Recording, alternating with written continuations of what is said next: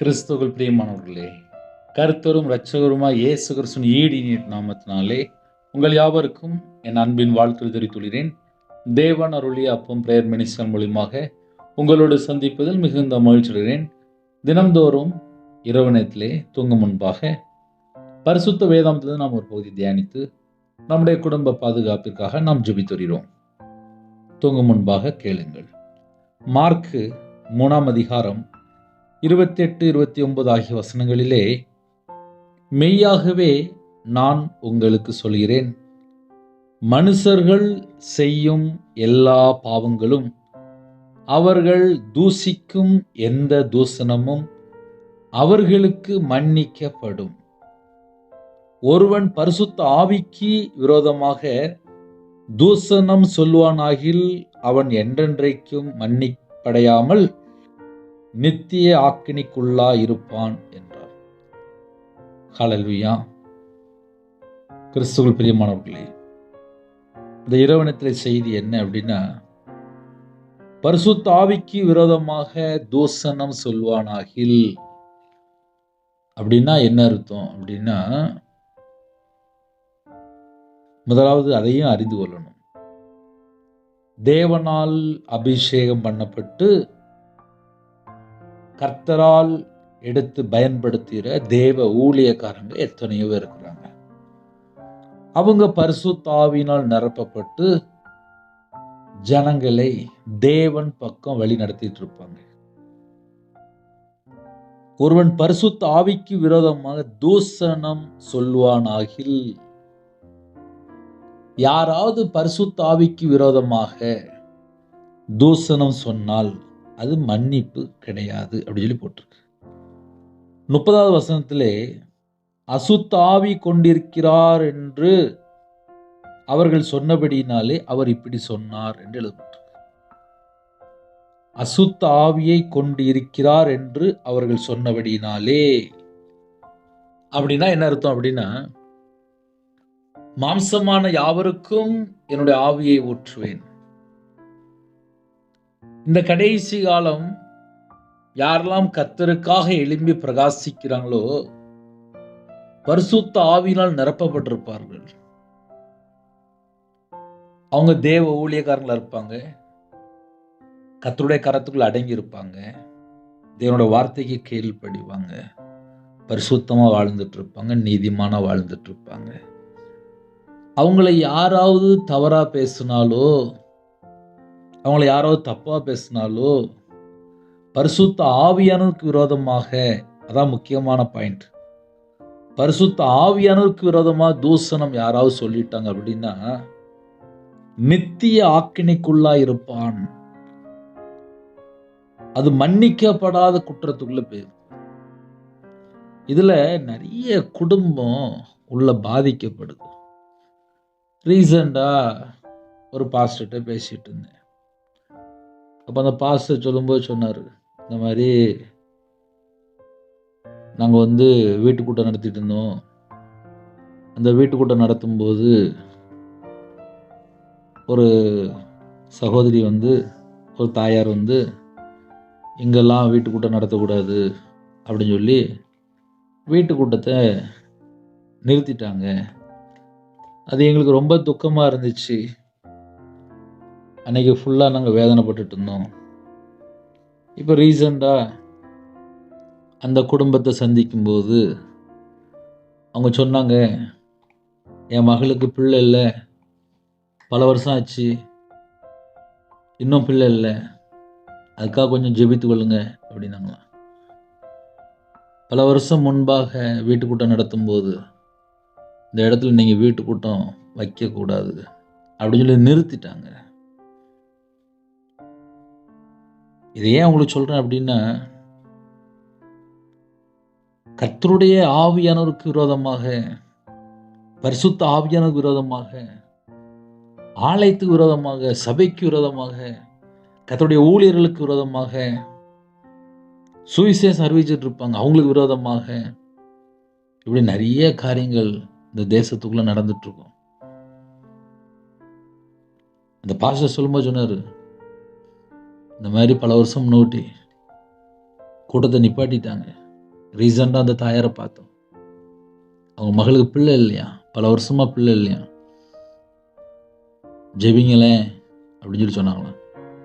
அப்போ அந்த பல வருஷம் ஏன் பிள்ளை இல்லாமல் இருந்துச்சு, ஏன் பல வருஷம் அப்படின்னு சொல்லி பார்க்கும்போது, ஒரு வீட்டுக்கூட்டம் நடந்துட்டு இருக்கு, இங்கே நீங்கள் நடத்தக்கூடாது அப்படின்னு நிப்பாட்டிட்டாங்க. அதுக்கப்புறம் பார்த்தா பல வருஷம் கழிச்சு பார்க்குறாங்க, யார் இந்த வீட்டுக்கூட்டம் நடத்தக்கூடாதுன்னு சொன்னாங்களோ அவங்க வீட்டில் அவங்க மகளுக்கு பிள்ளையே இல்லை. இதெல்லாம் இந்த கடைசி காலத்தில் பரிசுத்த ஆவியானவருக்கு விரோதமாக தூஷணம் சொல்வான் ஆகில் அவன் என்றென்றைக்கு மன்னிப்படையாமல் நித்திய ஆக்கினிக்குள்ளாய் இருப்பான்.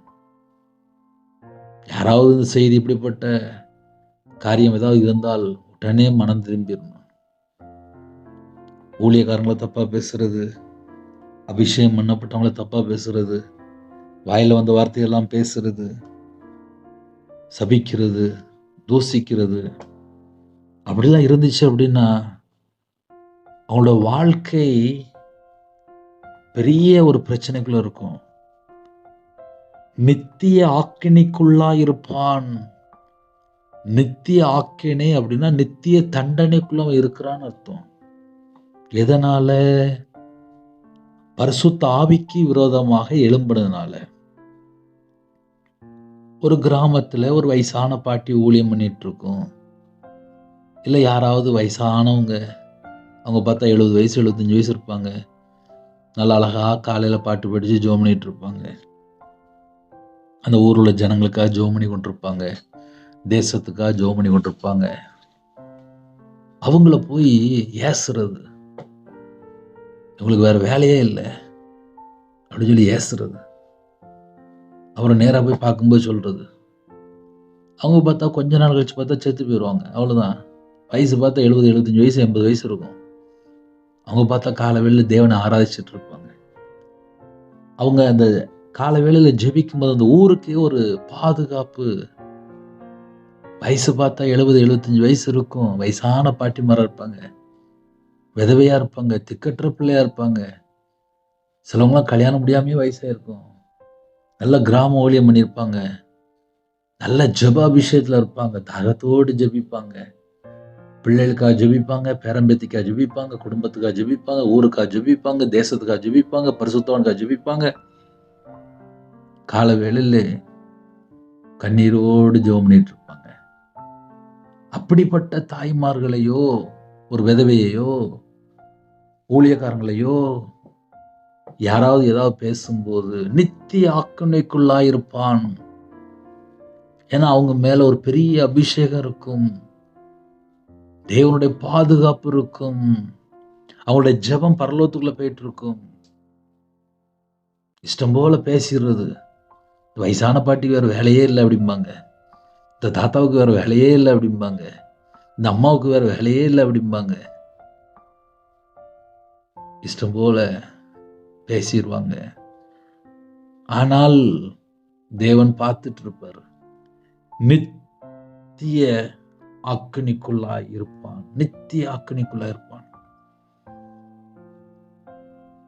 அதனால இந்த இரவு நேரத்திலே யாரெல்லாம் இணைந்திருக்கிறீங்களோ, பரிசுத்த ஆவியானவருக்கு விரோதமாக வாயில ஒரு வார்த்தையும் வந்துடக்கூடாது, தூசணமான வார்த்தை வந்துடக்கூடாது, முறுமுறுக்க கூடாது.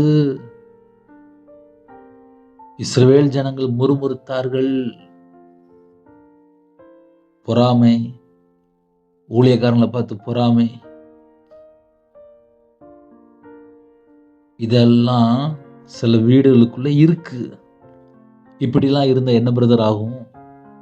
கல்யாணம் முடியாம இருக்கும், பிள்ளைகள் இல்லாம இருக்கும், ஆசீர்வாதம் இல்லாம இருக்கும்.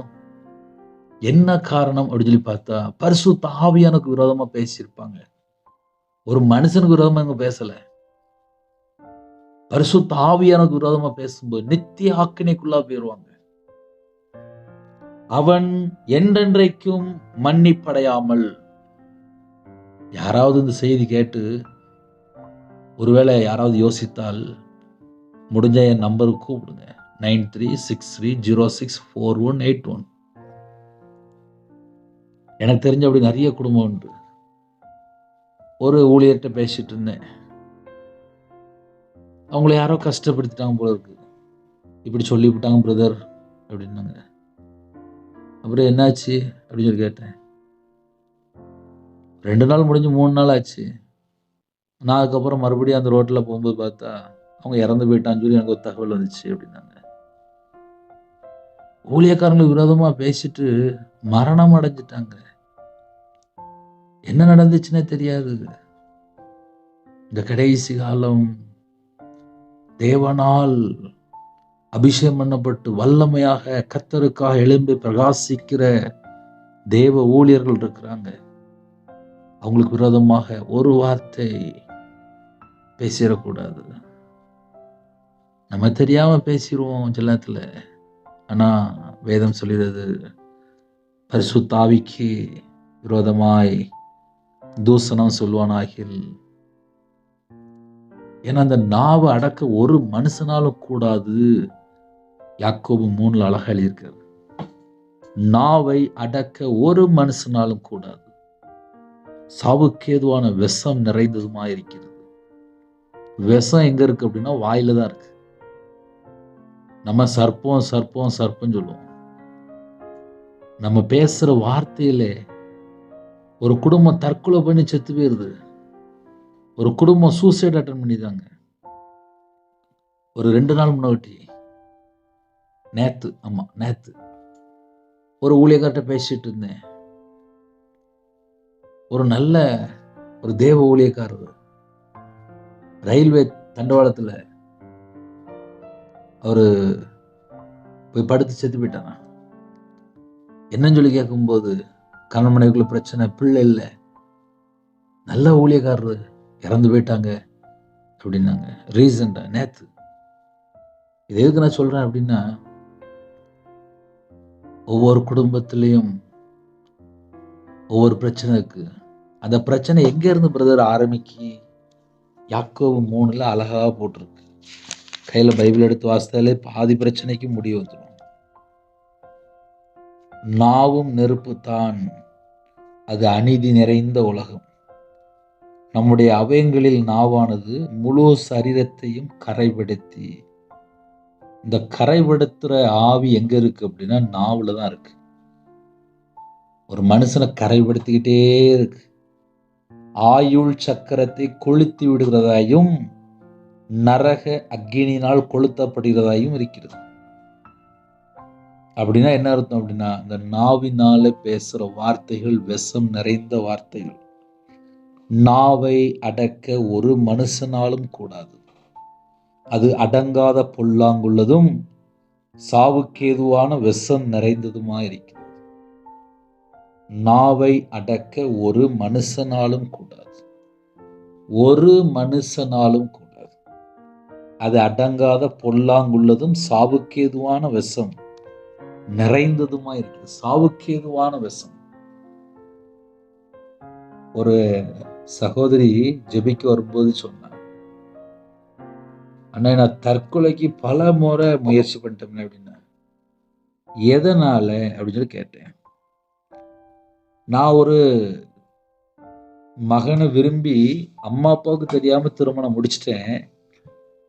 திருமணம் முடிச்சு 15 நாள் நான் கல்யாணம் முடிச்ச கணவர் என் கூட இருந்தார். 15 நாள் மட்டும் இருந்தாரு. அதுக்கப்புறம் அவங்க அம்மா சொன்ன ஒரு பொண்ணை பார்த்து கல்யாணம் முடிச்சுட்டு, நீ யாரு எனக்கு தெரியாது அப்படின்ட்டார். அப்புறம் என்ன நடந்துச்சுன்னு சொல்லி கேட்டா, இந்த மகளுக்கு அடிக்கடி தற்கொலை முயற்சி. அந்த கணவர் சொன்ன அந்த ஒரு வார்த்தை இந்த மகளுடைய காதுல கேட்கும் போதெல்லாம் ராத்திரி நேரத்துல தூக்க மாத்திரை,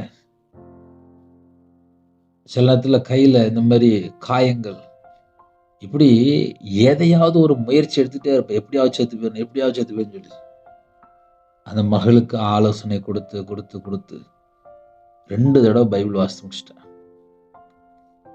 இதை ஏன் உங்களுக்கு சொல்றேன் அப்படின்னா, இந்த கடைசி காலம் நம்ம என்னதான் யோசித்து பார்க்கணும். மெய்யாகவே நான் உங்களுக்கு சொல்கிறேன், மனுஷர்கள் செய்யும் எல்லா பாவங்களும் அவர்கள் தூசிக்கும் எந்த தூசணமும் அவர்களுக்கு மன்னிக்கப்படும். மன்னிக்கப்படும் அப்படின்னா இயேசு கிறிஸ்துட்ட வரணும். மாம்சத்திலே வந்த இயேசு கிறிஸ்து நமக்காக பிதானிடத்திலே பரிந்து பேசி கொண்டிருக்கிறார். ஒரு பாவியை மீட்டெடுக்கணும் அப்படின்னா மனம் திரும்பினா மட்டும்தான் மீட்டெடுக்க முடியும். மனம் திரும்பினா மட்டும்தான் மன்னிப்பு. அப்பா, நான் இந்த பாவத்துல போயிட்டேன்ப்பா, நான் இந்த அக்கிரமத்துல போயிட்டேன்ப்பா, நான் உமக்கு விரோதமா பாவம் பண்ணிட்டேன்ப்பா, நான் பரத்துக்கு விரோதமா பாவம் பண்ணிட்டேன்ப்பா, என் பாவத்தை மன்னிங்க, என் பாவத்தை மன்னிங்க, என் பாவத்தை மன்னிங்க, என் பாவத்தை மன்னிங்க. அப்ப தேவனுடைய சமூகத்துல வரும்போது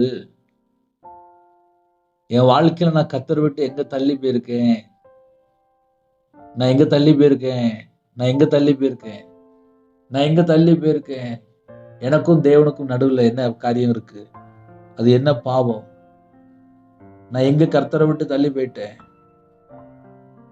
மன்னிக்கப்படும் அப்படின்னு சொல்லி போட்டு. மெய்யாகவே நான் உங்களுக்கு சொல்லுகிறேன், மனுஷர்கள் செய்யும் எல்லா பாவங்களும், எல்லா பாவங்களும் அப்படின்னா அதுல டோட்டலா அடங்கிட்டு இயேசு கிறிஸ்துவின் ரத்தம் சகல பாவங்களை நீக்கி சுத்திகரிக்கும். அவர்கள் தூசிக்கும் எந்த தூசணமும் அவர்களுக்கு மன்னிக்கப்படும். அவர்களுக்கு மன்னிக்கப்படும். அவர்களுக்கு மன்னிக்கப்படும். அப்ப அந்த இரவு நேரத்திலே கர்த்தருடைய பிள்ளைகளுக்கு என்ன வேணும் அப்படின்னா,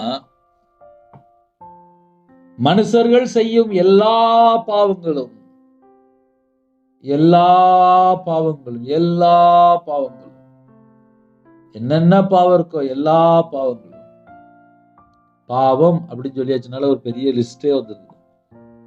பிறந்த நாள்ல இருந்து இந்த நிமிஷம் வரைய, அப்புறம் முன்னோருடைய பாவங்கள், சாபங்கள், தலைமுறை, கர்த்தரை விட்டு தள்ளி போன காரியங்கள், பொய், விபச்சார எண்ணம், கண்ணில் இச்சை, இதயத்துக்குள்ளே பொல்லாத நினைவு, தீமையான எண்ணங்கள், தீய காரியங்கள், மதுபான அடிமை, போதை காரியங்கள், கஞ்சா பழக்கம், எத்தனை பாவம் இருக்கு. ஒரு நார்மலா ஒரு 10 சொல்லிருக்கேன். இது போ வீம்பு, வைராக்கியம், கசப்பு, எரிச்சல், மாம்சக்கிரியை, அப்புறம் ஜென்ம சுபாவம், இதெல்லாம் பாவம் தானே. ஏன் ஒரு மனுஷன் கோவப்பட்டான் தெரிய மாட்டேங்குது. மூர்க்கம், வெறி, பண ஆசை, பொருள் ஆசை, நகை ஆசை, சொத்து ஆசை, இப்படி நம்ம நிறைய பாயிண்ட் சொல்லிடலாம்.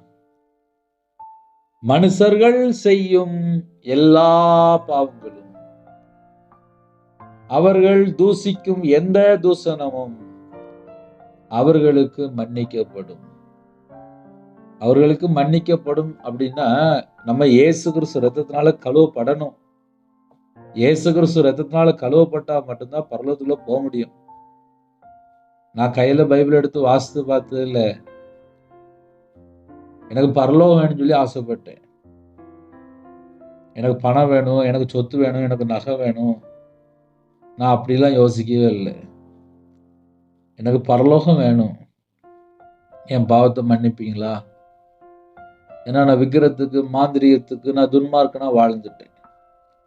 கையில பைபிள் எடுத்து வாசிக்கும்போது தெரியுது என் வாழ்க்கை கர்த்தரை விட்டு தள்ளி போயிருந்துச்சு.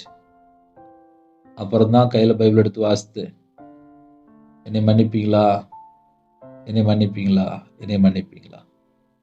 இதெல்லாம் ஏன் சொல்லி தரேன் அப்படின்னா, மனுஷர்கள் செய்யும் எல்லா பாவங்களும், அவர்கள் தூசிக்கும் எந்த தூசணமும் அவர்களுக்கு மன்னிக்கப்படும். இரவு நேரத்தில் யாராவது இப்படிப்பட்ட பிரச்சனை இருக்கிறீங்களா? இருந்தா அவருடைய சமூகத்தில் வந்துருங்க. அவர் மன்னிப்பாரு. அவர் மன்னிக்கிற தேவன். அவர் மன்னிச்சா மட்டும்தான் கையின் கிரியில் ஆசிரியப்படும், கற்பத்தின் ஆசிரியப்படும், பிள்ளைகளுக்கு திருமணம் முடியும், வியாதி சுகமாகும், குணமாகும், சுகம் கிடைக்கும், ஆரோக்கியம் கிடைக்கும், சமாதானம் இருக்கும், ஒரு நிம்மதியான தூக்கம் இருக்கும், வாழ்க்கையில சந்தோஷம் அப்புறம் தான் இருக்கும், குடும்பத்துக்குள்ளே ஒரு அன்பு அதுக்கப்புறம் தான் இருக்கும். ஏன்னா நிறைய வீட்டில் கர்த்தரை விட்டு தள்ளி போய் இஷ்டம் போல வாழ ஆரம்பிச்சிட்டாங்க. அதனால இரவு நேரத்தில் எனக்கும் இயேசு கிறிஸ்துக்கும் உள்ள தொடர்பு எப்படி இருக்கு, இதை ஒரு குடும்பம் கண்டுபிடிச்சா மட்டும்தான் ஆசீர்வாதம். பிரதர், நாங்கள் யார் பேச்சும் கேட்க மாட்டோம், அவங்க ஒரு வாரமாக அப்படியே இருக்கட்டும். ஏன்னா சில குடும்பத்தில் வீம்பு, வைராக்கியம், கசப்புலாம் அப்படியே இருக்கும். இங்கே நம்ம மனம் திரும்பினால் நமக்கு நித்திய ஜீவன், பாவ மன்னிப்பை பெற்றுக்கொள்ள முடியும், நித்திய ஜீவனுக்குள்ள போக முடியும். இல்லை, நாங்கள் யார் பேச்சும் கேட்க மாட்டோம், நாங்கள் இப்படியே தான் இருப்போம், எங்களுக்கு எல்லாம் தெரியும், எங்களுக்கு சட்டம் தெரியும் அப்படின்னு சொன்னால், ஒருவன் பரிசுத்தாவிக்கு விரோதமா தூஷணம் சொல்லுவானாகில் அவன் என்றென்றைக்கு மன்னிப்படையாமல் நித்திய ஆக்கினைக்குள்ளாய் இருப்பான் என்றார். அதனால வசனம் 2 பக்கம் பட்டயம் போயிட்டு இருக்கும். மனம் திரும்பினா நித்திய ஜீவன், நான் மனம் திரும்ப மாட்டேன்னா அப்படியே துணிகரமா தான் இருப்பேன் அப்படின்னா நித்திய ஆக்கினைக்குள்ள இருப்பான். ஹல்லேலூயா. செய்தியெல்லாம் கடினமாக தான் இருக்கும். ஏன்னா ஜனங்கள் செத்துட்டு இருக்காங்க, பாவத்தில் செத்துட்டு இருக்கிறாங்க, அக்கிரமத்தில் வாழ்ந்துட்டு இருக்காங்க, துணிகரமா வாழ்ந்துட்டு இருக்காங்க. இன்னைக்கு மனைவி வேண்டாம், புருஷன் வேண்டாம், அம்மா வேண்டாம், அப்பா வேண்டாம், சொந்த ஊர் வேண்டாம், சொந்த நாடு வேண்டாம், யாருமே வேண்டாம். அப்போ என்னதான் வேணும்? செல்ஃபோன் மட்டும் போதும்.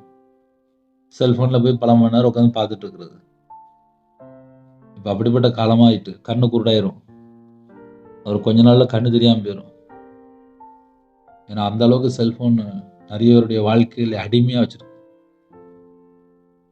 சர்ச்சுக்கு போக மாட்டேன், இயேசுவை தேட மாட்டேன், முழங்காலும் போட மாட்டேன், கையில் பைபிள் எடுத்து வாசிக்க மாட்டேன், யார் பேச்சையும் கேட்க மாட்டேன், பாஸ்டர் பேச்சை கேட்க மாட்டேன், அம்மா அப்பா பேச்சை கேட்க மாட்டேன், மனைவி பேச்சை கேட்க மாட்டேன், மனைவி நல்லது சொன்னால் கேட்க மாட்டேன்.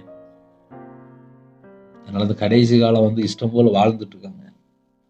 ஒருவன் பரிசுத்தாவிக்கு விரோதமாய் தூஷணம் சொல்லுவானாகில், சில நேரத்தில் பரிசுத்த ஆவியான எச்சரிப்பு கொடுப்பார்.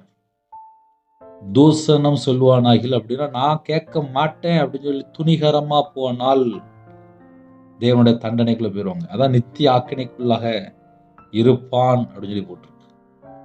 அவன் என்றென்றைக்கும் மன்னிப்படையாமல், ஏன்னா அவன் மனம் திரும்ப விருப்பம் இல்லை, அவன் பரிசுத்தாவிக்கு விரோதமா இருக்கான்.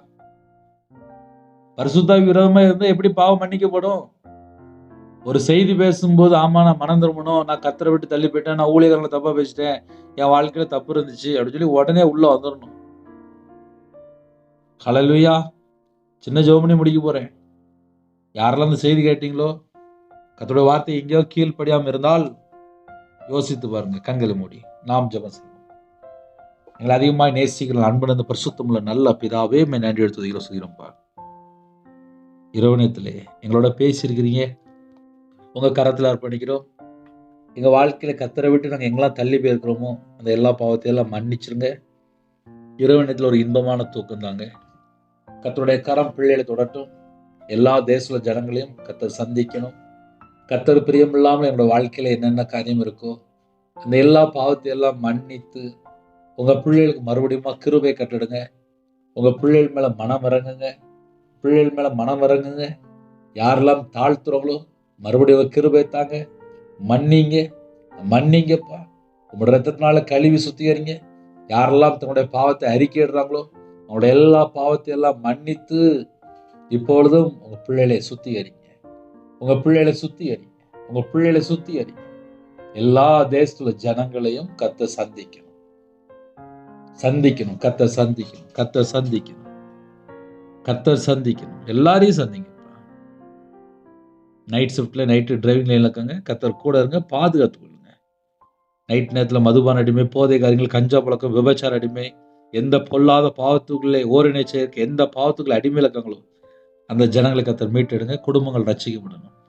சரீரத்தில் பலவீனத்தோடு படுத்த படுக்கையில், ஹாஸ்பிட்டல், அவசர சிகிச்சையில் எந்த இடத்துக்குள்ள ஜெபிக்கிறாங்களோ கர்த்தருடைய கரம் பிள்ளைகளை தொடட்டுமா, தொட்டு சுகமாக்கித்தாங்க, பரிபூர்ணமா சுகமாக்கித்தாங்க. உங்களுடைய தலைமுறை கருத்தினால தொட்டு சுகமாக்கித்தாங்க.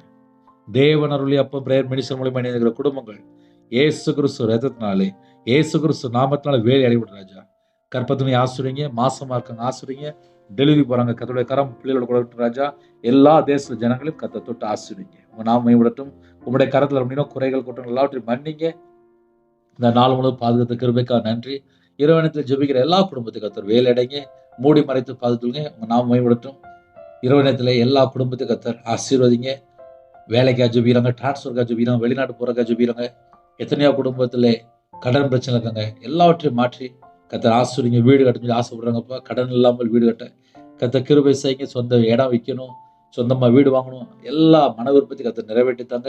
இந்த வருஷத்திலே அப்பா தேவனுக்கு பிரியமான அப்படி வாழ, தேவனோட சத்தத்துக்கு செவி கொடுக்க, அப்பா இரவு மூலமா ஜெபிக்க, விழித்திருந்து ஜெபிக்க, அப்பா வரக்கூடிய காரியத்தை தப்பித்து கொள்ள, அப்பா விழித்திருந்து ஜெபிக்க சொல்லிப்பா, விழித்திருந்து ஜெபிக்க கதை கிருபை தாங்க. தேவனர்லி அப்பா மினிஸ்டர் மூலம் இணைந்த எல்லா குடும்பத்தையும் உங்களுடைய ஜூன்ல அர்ப்பணிக்கிறோம். இரவு நேரத்தில் இன்பமான தூக்கம் தாங்க ராஜா. வரக்கூடிய காரியத்தை வெளிப்படுத்துங்க. தேவையில்லை சொப்பனங்கள், மரண பயம், தற்கொலை எண்ணங்கள் எல்லாவற்றையும் நீக்கி போட்டுருங்க. அதிக அளவிலே துதிக்கிற துதியோட எழும்ப கதை கிருபை செய்யுங்க. இரவு நேரத்தில் யாரெல்லாம் கலக்கத்தோடு, குழப்பத்தோடு, பிரச்சனையோடு, போராட்டத்தோடு, மரண பயத்தோடு, தற்கொலை எண்ணங்களோடு எந்த குடும்பத்தில் ஜெபிக்கலாம் அந்த எல்லா செத்த கிரியைகள் எல்லாம் இயேசு கிறிஸ்து ரத்தத்தினால இயேசு கிறிஸ்து நாமத்தை சுட்டெறியப்படும் ராஜா. எந்தெந்த வீட்டுக்கு ரொம்ப எந்தெந்த ஆவியில் கிரியை செய்து கொண்டிருக்கோ அந்த எல்லா கிரியெல்லாம் இயேசு கிறிஸ்து ரத்தத்தினால இயேசு நாமத்தை சுட்டெறியப்படும் ராஜா. ஒவ்வொரு குடும்பத்தையும் கர்த்தர் ஆசீர்வதிங்க. ஒவ்வொரு குடும்பத்துக்கு கர்த்தர் பலப்படுத்துங்க. ஒவ்வொரு குடும்பத்துக்கு கர்த்தர் பரிபூர்ணமா ஆசீர்வதிங்க. உங்க நாமம் மட்டுமே விடட்டும். உங்களுடைய கரத்துல தாழ்த்தி ஒப்புடுகிறோம் ராஜா. எங்களோட வாழ்க்கையில கர்த்தரை விட்டு நாங்கள் எங்கெல்லாம் தள்ளி போயிருக்கிறோமோ எல்லா பாவத்தையும் எல்லாம் மன்னிச்சிருங்க. இந்த இரவு நேரத்துல ஒவ்வொரு குடும்பத்தும் சமாதானத்தை கட்டுங்க ராஜா. எல்லா தேச ஜனங்களையும் ஆசீர்வதிங்க. படிக்கிற பிள்ளைகளே உங்களுடைய கரத்துல அர்ப்பணிக்கிறோம்ப்பா. எக்ஸாம் எழுதுக்காக ஆயத்தமாகி கொண்டு இருக்கிறாங்க. ஃபர்ஸ்ட் ரேங்க் எடுக்கணும் கதை கிருபை செய்யுங்க. அது மாத்திரமல்ல, வேலை செய்கிறாங்க, ஐடி ஃபீல்டில் வேலை செய்கிறாங்க, டாக்டராக இருக்காங்க, நர்ஸாக இருக்காங்க, நைட் நேரத்தில் போலீஸ் ஆஃபீஸராக இருக்காங்க, நைட் நேரத்தில் அப்பா ஆர்மியில் ஜெபிக்கிறாங்க, எல்லாரையும் வாட்ச்மேன் ஜெபிக்கிறாங்க, செக்யூரிட்டி ஜெபிக்கிறாங்க, நைட் நேரத்தில் டிரைவிங் லைனில் இருக்காங்க. எல்லாருக்கும் ஒரு பாதுகாப்பு தாங்கப்பா. எல்லாருக்கும் ஒரு பாதுகாப்பு தாங்க. உங்கள் கரத்தில் அர்ப்பணிக்கிறோம். இணைந்திருக்கிற எல்லா குடும்பத்தையும் உங்க நாம மகிமைப்படட்டும். உங்களுடைய கரத்தினால தொட்டு ஆசீர்வதிங்க ராஜா. இதயத்துக்குள்ளே எந்தெந்த காரியத்துல அப்பா கண்ணீரோடு ஜெபிக்கிறாங்களோ எல்லாவற்றையும் நீக்கி போட்டுங்க. ஒவ்வொரு குடும்பத்திலும் தேவ சமாதானத்தால் நிரப்பு ராஜா. அப்பா பரிசுத்தாவிக்கு விரோதமாக உங்க பிள்ளையோட வாழ்க்கையில ஏதாவது காரியம் இருந்தாலும் எங்களை மன்னிச்சிருங்கப்பா. கர்த்தருடைய ஊழியருக்கு விரோதமா ஏதாவது பேசியிருந்தா மன்னிச்சிருங்கப்பா. எங்களோட வாழ்க்கையில அப்பா உங்களுக்கு பிரியம் இல்லாமல் எங்களோட வாழ்க்கையில என்னென்ன காரியம் இருக்கு எல்லாவற்றையும் மன்னிச்சிருங்க. மன்னித்து ஆசீர்வதிங்க. உங்க நாம மட்டும் எவ்வளவு ராஜா. அப்பா கற்பத்திரிக்கா ஜெபிக்கிறாங்க, கர்த்தர் மனம் இறங்கிருங்கப்பா. டெலிவரி போறாங்க, கர்த்தர் கூட இருங்க. விசேஷமா திருமணம் முடிந்ததுக்கு அப்புறம் கோர்ட்டு கேஸ் சொல்லி அப்பா போயிட்டு இருக்காங்கப்பா. கர்த்தரை விட்டு தள்ளி போயிட்டாங்க. சில குடும்பத்துல ஜெயில இருக்காங்க. சில குடும்பத்துல அப்பா பல விதமான பிரச்சனைகளை கண்ணீரோடு ஜெபிக்கிறாங்க. குடும்பம் பிரிந்து போயிருக்குப்பா. அந்த குடும்பத்தை கர்த்தர் சந்திங்க. ஒவ்வொரு குடும்பத்தையும் கர்த்தர் மீட்டு எடுங்க. வெளிநாட்டுல இருக்காங்க, அவங்க இருக்கிற இடத்துல கர்த்தர் வேலை அடைங்க, கர்த்தர் பாதுகாத்துங்க. உங்க நாம மட்டும் விடுத்துப்பா. அந்த வருஷத்துல முழு பைபிளை வாசித்து முடிக்க கர்த்தர் கிருபை செய்யுங்க ராஜா. யாரெல்லாம் இணைத்துக்காங்களோ எல்லா குடும்பத்தையும் கர்த்தர் ஆசீர்வதிங்க. உங்க நாம மட்டும் விடட்டும். உங்களுடைய ஜீவனங்களை தாழ்த்தி விடுறோம். துதிகான மகிமை எல்லாம் முருகே செலுத்துகிறோம். இயேசு கிறிஸ்துவின் பிதாவே ஆமென். தேவனுக்கே மகிமையுண்டதாக. கர்த்தர் தாமே உங்களை உங்கள் குடும்பத்தில் சகல காரியத்திலும் சம்பூர்ண திருப்தியா கர்த்தர் கொடுத்து ஆசீர்வதிப்பாராக. ஆமென். கர்த்தராகிய இயேசுவின் கிருபையும் பிதாவாகிய அன்பும் பரிசுத்தருடைய ஐக்கியமும் இப்பொழுதும் எப்பொழுது சதா காலங்களிலும் நம் அனைவரும் கொடுப்பதாக. ஆமென். கிறிஸ்துவில் பிரியமானவர்களே, 9363064189 உண்டால் நாங்கள் உங்களுக்காக குடும்பத்தில் ஜெபிப்போம். நீங்களும் என்னுடைய ஊழியக்காக தொடர்ந்து ஜெபித்துள்ளார்கள். கர்த்தர் உங்களையும் உங்கள் குடும்பத்தில் சகல காரியத்திலும் சம்பூர்ண திருப்தியாக ஆசீர்வதிப்பாராக. ஆமென். God bless you.